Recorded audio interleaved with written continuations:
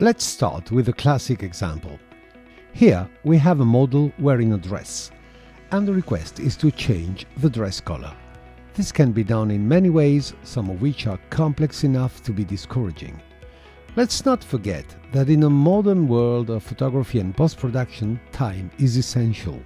If you speak to professional retouchers, especially in this field, they'll testify that they often have only few minutes to edit an image from start to end. For instance, the idea of making a selection by hand in this case is not only philosophically objectionable, but also practically out of question, mostly because there are ways to select the dress, if you need, which do not require the use of manual tools. But the question is, do we really need a selection, or is it possible to do without? The first thing you need to do is open the MindTheColor panel and select Grid. The cobweb-shaped structure you see is actually a sort of color wheel, but a lot more powerful. Our task, as we said, is to change the color of the dress, which we would call blue. We suspect that there is a point in the cobweb which falls close to the average blue we want to address, but which one exactly? Well, it's easy. Click on the eyedropper tool in the panel. This launches the usual color picker in Photoshop, and with the eyedropper we can hover over the image until we find an area which we consider representative of the color we want to pick.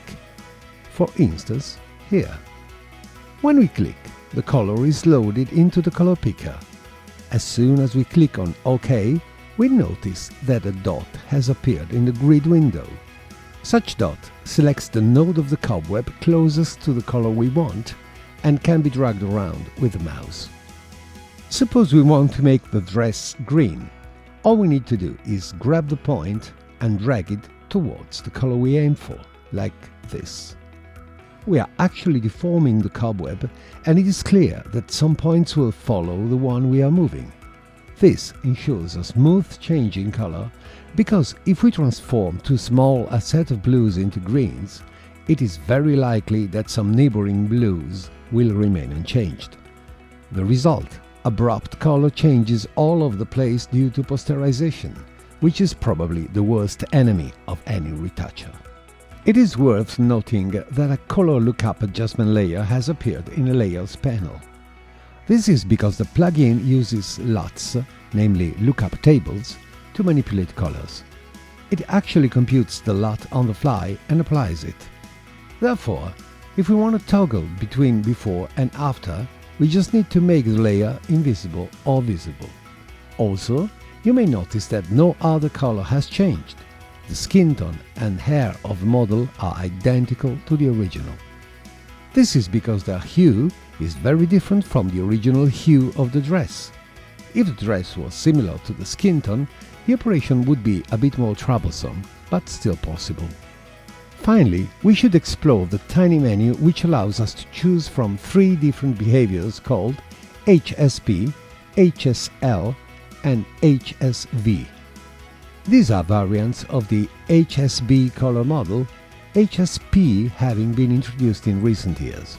HSP is not natively available in Photoshop, and the P indicates that it uses a definition of brightness which is perceptually close to how we see things. This is definitely not the case with other definitions.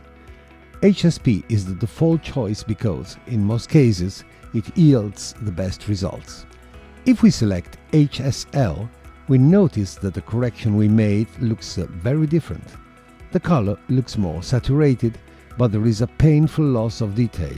Some areas which appeared textured in the HSP version are hopelessly flat. HSV changes the result again, and it looks somewhat better than HSL, but the problem remains. While the difference may be secondary when we go for small changes in color, it becomes heavy in cases when we want to perform an extreme maneuver like this one.